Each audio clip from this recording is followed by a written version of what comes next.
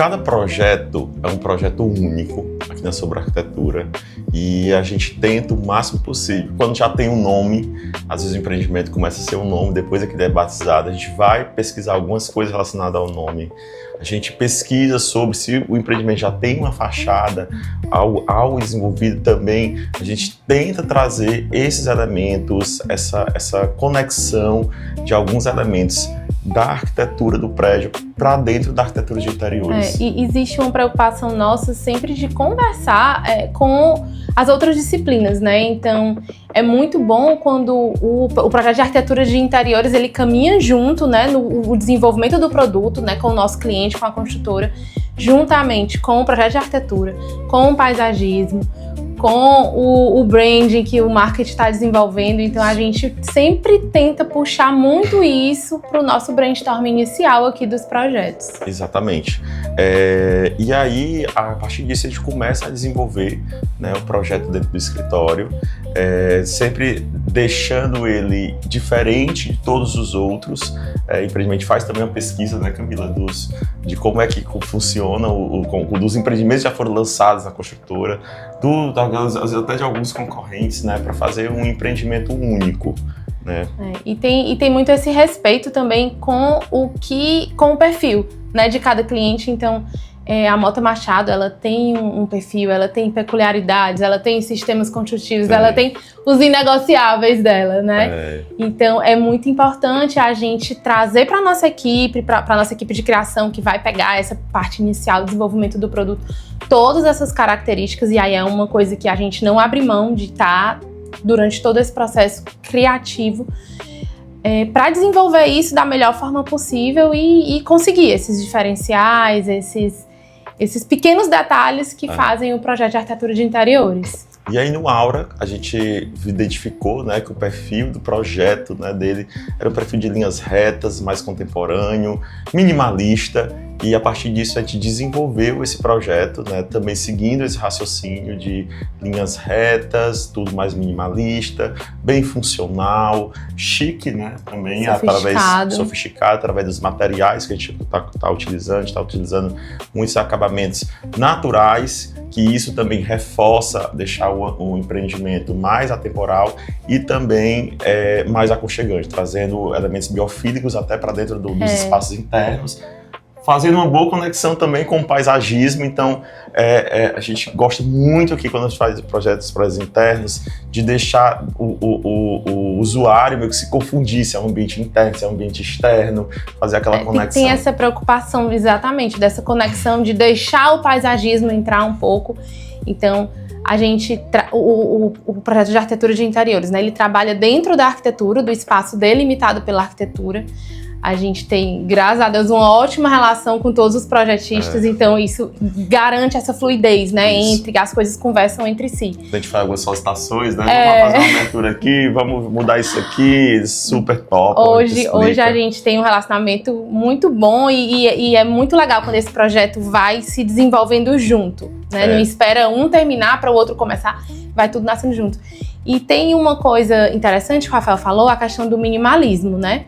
Tem as linhas retas, tem o minimalismo, mas isso deixa às vezes muito seco, muito sem vida, uma coisa muito ortogonal. Né?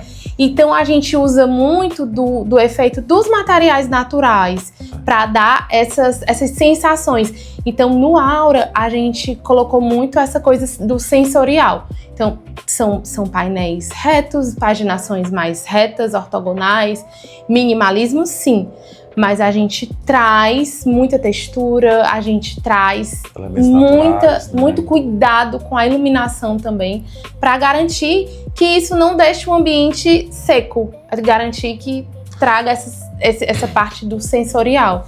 Que é um dos pontos fortes também que a gente gosta muito de trabalhar aqui no escritório, a gente não abre mão disso, é de trabalhar o luminotécnico. Sei que às vezes existe um profissional complementar também relacionado ao projeto luminotécnico, mas aqui a gente gosta de criar todos os efeitos de iluminação, especificar as luminárias, criar os efeitos de gesso, né, de trabalho de teto, às vezes ou paredes, para poder trazer esses efeitos de iluminação que vão reforçar mais ainda a sensação que a gente quer trazer para dentro dos espaços. Para cada ambiente, né? E é muito peculiar, né? Cada ambiente tem suas funções e a gente aplica a iluminação para isso. E não é uma iluminação para uma ocasião específica, não. A gente trabalha para que aquela iluminação seja a iluminação do dia a dia, ela seja ligada todos os dias, independente de qualquer coisa.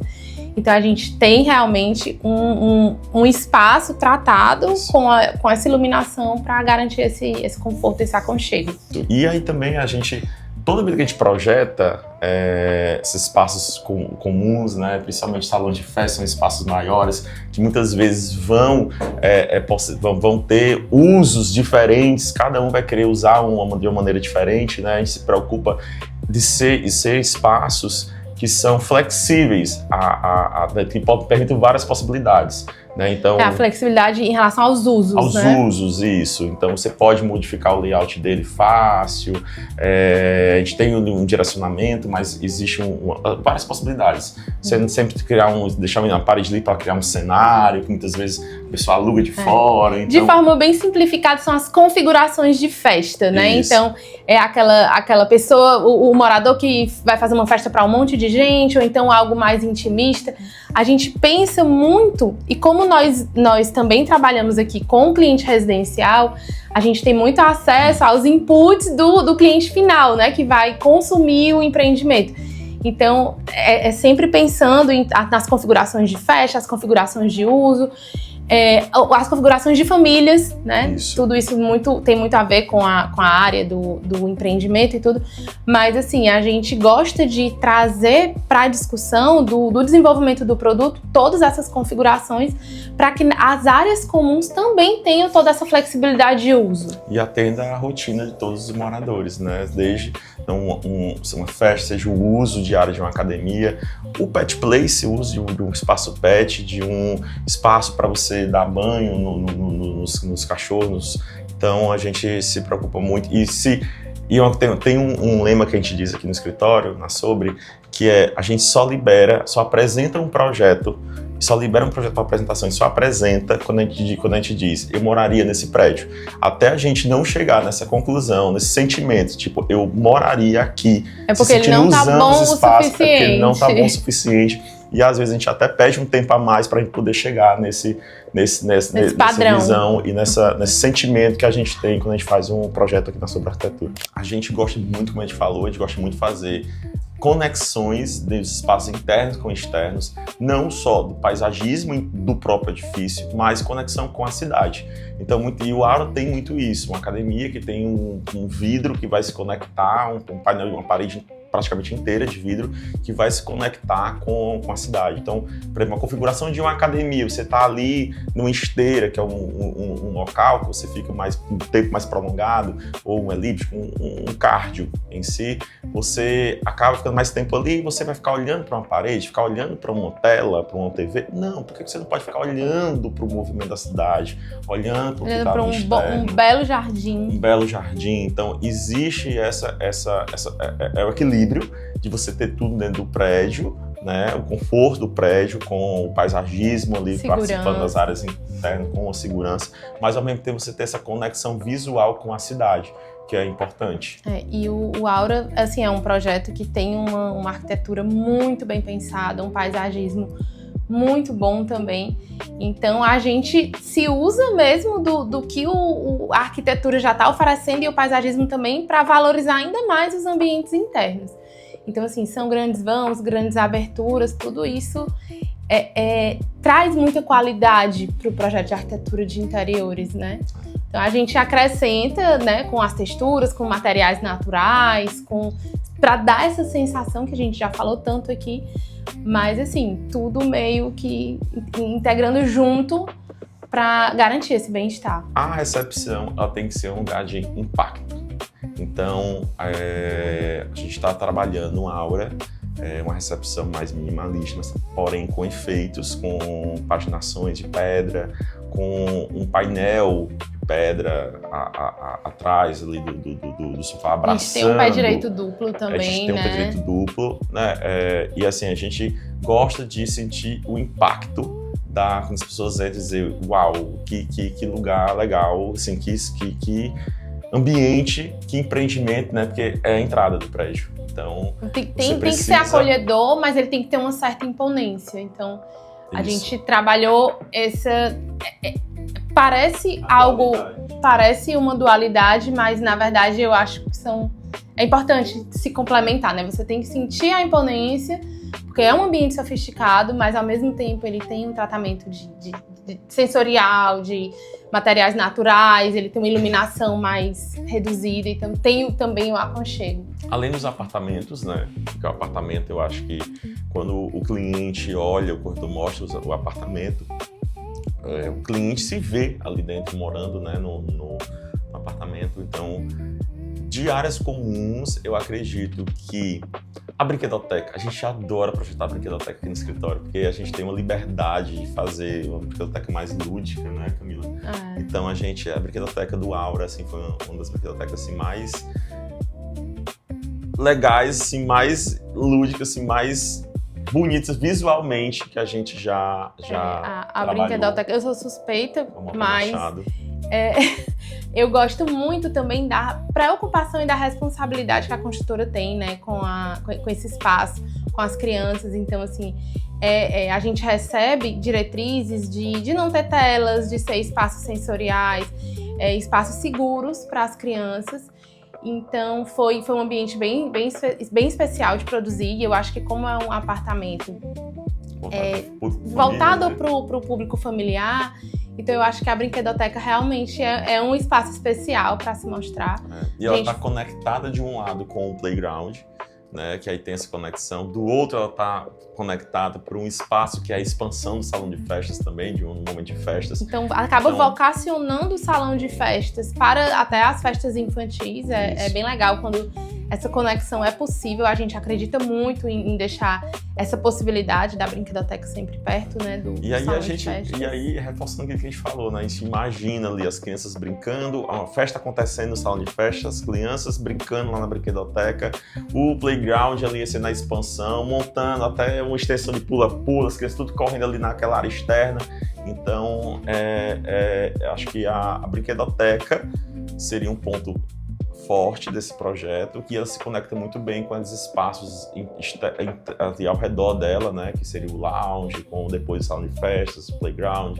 Então é um espaço assim, que bem confortável, acho que vai ser bem prazeroso de se viver ali. A recepção também é um espaço, né, já tinha falado dela, né, mas a recepção também é um espaço bem imponente ali na entrada.